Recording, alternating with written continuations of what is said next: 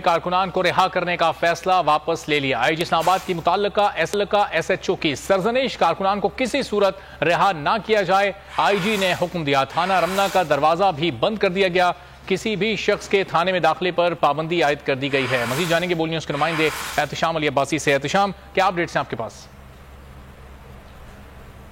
کیا گیا تھا، ایک خبر ہم نے چلائی تھی کہ ان کو رہا ہے، کیونکہ ہمارے ذرائع نے بتایا تھا کہ ان کو رہا کیا جا رہا ہے، لیکن ابھی جو ہے ہمیں معلوم ہوا ہے کیونکہ پی ٹی آئی کے جو وکلا کی ٹیم ہے اس وقت تھانے کے باہر موجود ہے، ان سے میری بات ہوئی ہے تو ان کو جو ہے ورکرز کو چھوڑا نہیں گیا، اور اس حوالے سے ہمارے ذرائع کا کہنا ہے کہ آئی جی اسلام آباد نے ایس ایچ او صاحب جو ہیں ان کی سرزنش بھی کی ہے، اور جو ہے ان کو کہا کہ کس حکم پر تم نے ان کو چھوڑا ہے، اور ایس ایچ او صاحب کو جو ہے اس وقت میں آپ بتاتا ہوں دوبارہ سے جو ہے پی ٹی آئی ورکرز کو تھانے کے اندر بٹھا دیا گیا ہے، اور ان کے خلاف ہمارے ذرائع کے مطابق دہشت گردی کی دفعات کے تحت پرچہ دیا جائے گا۔ اس سے قبل جو ہے پاکستان تحریک انصاف کے جتنے بھی کارکنان کو گرفتار کیا گیا،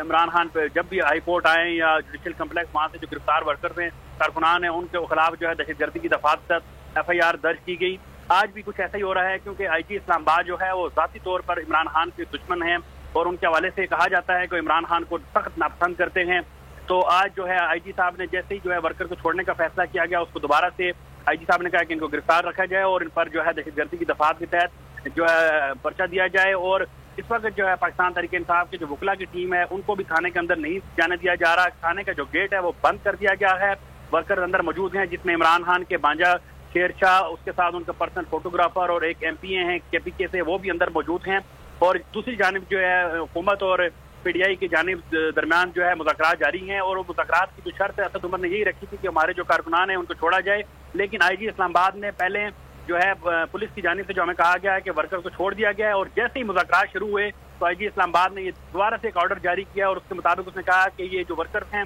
ان کو نہ چھوڑا جائے، اور ان پر جو ہے ذرائع کے مطابق دہشت گردی کی دفعات کے تحت جو ہے ایف آئی آر درج کی جا رہی ہے۔ جی ٹھیک ہے احتشام عباسی، بہت شکریہ آپ سے۔ احتشام عباسی اپڈیٹ کر رہے تھے۔ یہ مناظر آپ دیکھ رہے ہیں جہاں پاکستان تحریک انصاف کے وکلا بھی تھانے کے باہر موجود تھے، لیکن آئی جی نے حکم دیا کہ ابھی کسی کارکن کو رہا نہ کیا جائے، اور رہائی کے جو احکامات تھے وہ واپس لے لیے گئے، رہا نہ کرنے کا فیصلہ کیا گیا ہے۔ اسلام آباد پولیس کی جانب سے یو ٹرن لیا گیا۔ آئی جی اسلام آباد نے متعلقہ ایس ایچ او کی سرزنش کی ہے اور کارکنان کو کسی صورت رہا نہ کرنے کا حکم دیا ہے۔ تھانہ رمنا کا دروازہ بھی بند کر دیا گیا، اور کسی بھی شخص کو تھانے میں داخل ہونے پر پابندی عائد کر دی گئی ہے۔ پی ٹی آئی وکلا کو بھی تھانہ رمنا جانے سے روک دیا گیا ہے۔ تھانے کے باہر کے یہ مناظر آپ دیکھ سکتے ہیں جہاں کچھ افراتفری کی صورتحال اس وقت دکھائی دے رہی ہے۔ اسلام آباد ہائی کورٹ کے باہر کے یہ مناظر ہیں جہاں پر اسلام آباد پولیس بھی اس وقت موجود ہے، اور پوری صورتحال کو قابو کرنے کی یہاں پر کوشش کی جا رہی ہے۔ ان کارکنان کو رہا کرنے کا فیصلہ ذرائع سے موصول ہوا تھا، لیکن بعد میں آئی جی کی جانب سے ایس ایچ او کی سرزنش کی گئی اور یہ فیصلہ واپس لے لیا گیا۔ یہ اس وقت کچھ تصویری جھلکیاں بھی آپ دیکھ رہے ہیں، یہ تصاویر ہیں جو کہ پی ٹی آئی کے وکلا اور ان کارکنان کی ہیں جن کو رہا کیا جانا تھا، لیکن تھانہ رمنا کا یہ آپ دروازہ دیکھ سکتے ہیں جہاں بند کر دیا گیا دروازہ، اور کسی کو داخلے کی اجازت اندر نہیں دی جا رہی۔ ایک اور اہم خبر آپ کو دیں، ایف آئی اے نے فروخ حبیب کو بیرون ملک جانے سے روک دیا ہے۔ پاسپورٹ، بورڈنگ کارڈ اور دیگر